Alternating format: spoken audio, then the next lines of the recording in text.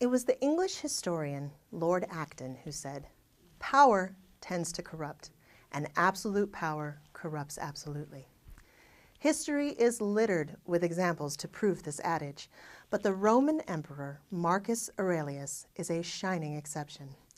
In his life, he held a position of power which was arguably greater than any position in the world, and yet he never failed to cleave to his beliefs, specifically to disregard excess in all its forms, to value duty, integrity, courage, and generosity, and to forsake anger, envy, and greed.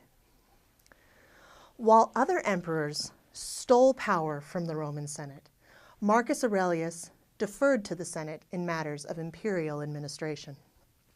He worked to bring about humane reforms in the Roman judiciary.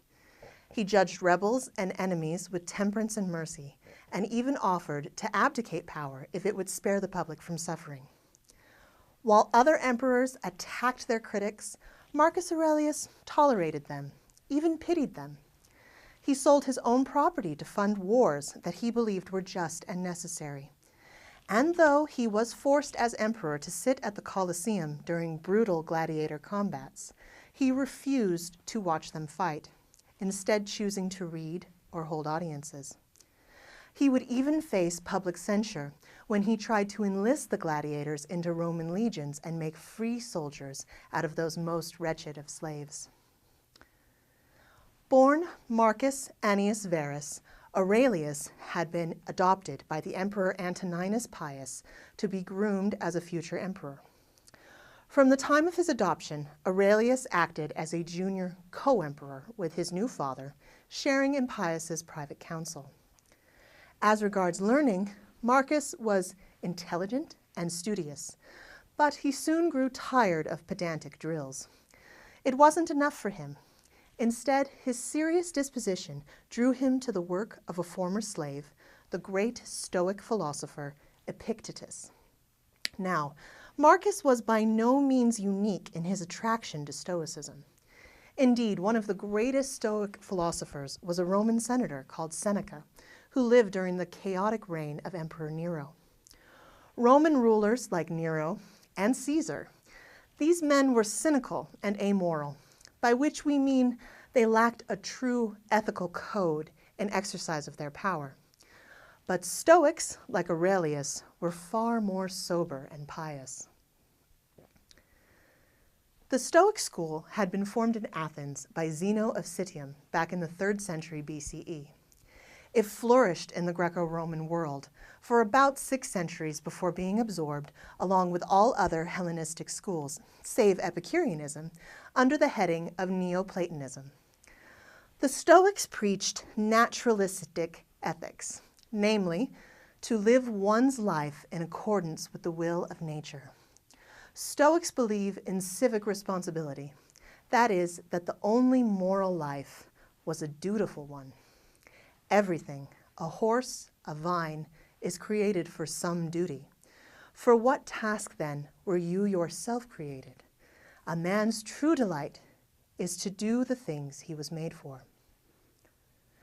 All men were equal in the eyes of the Stoics, from an emperor to the lowliest slave, because all men are answerable only to their own souls. Remember what we said about Aurelius being a sober and serious man. Well, the Stoics condemned emotions as the enemy of virtue. Both pleasure and pain were to be spurned. Reject your sense of injury, and the injury itself disappears. So what is good for your soul? Easy. Logic and duty elevate the souls of men, whereas passion is the domain of beasts. One of the most important tenets of Stoic philosophy is that the workings of the world are beyond the control of mortal men, and therefore the only path to happiness is to allow the winds of chance to flow freely around them. In other words, stop trying to control nature. This idea is summed up well by Epictetus. The essence of philosophy is that we should live so that our happiness depends as little as possible on external circumstances. The only thing over which a man may exert true control is himself. Consequently, it's his obligation to be the master of himself. Aurelius's reign was fraught with uncontrollable misfortunes. In 161, the Roman province of Syria was invaded by the Parthians. Marcus's co-emperor, Verus, was responsible for putting down the rebellion, which he succeeded in doing. However, the troops returning from Syria brought back with them a plague, which ravaged the empire. In 168, Marcus Aurelius set off on an expedition across the Danube, and German tribes swept in from behind and took the Roman possession of Aquileia. Verus died, albeit of natural causes, and Marcus had to auction off imperial treasures just to raise enough money for legions to fight the Germans. Altogether, 7 years of Marcus's life were spent campaigning to retake the Danubian frontier and Bohemia.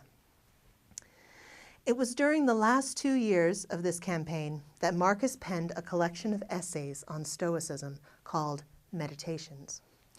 Although Aurelius's Meditations is the most widely circulated work of antique philosophy, there are those who still deny Marcus Aurelius the title of philosopher. His Meditations, while no doubt fascinating, are not a profound thesis on Stoicism. He generated no new ideas on the philosophy, nor did he truly modify any existing ones. What makes him unique, and therefore important, is that he lived an honest life, which wholly embodied the Stoic philosophy that he followed. He was a philosopher king.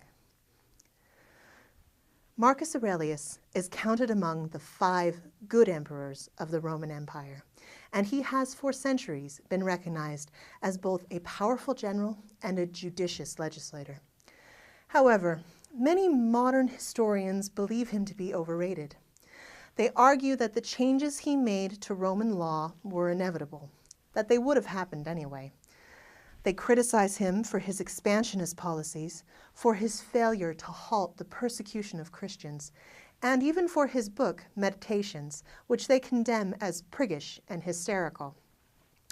Whether he was as great as classical history conceived him to be, or as overrated as some modern thinkers accuse him of, one thing is certain: he was a Stoic.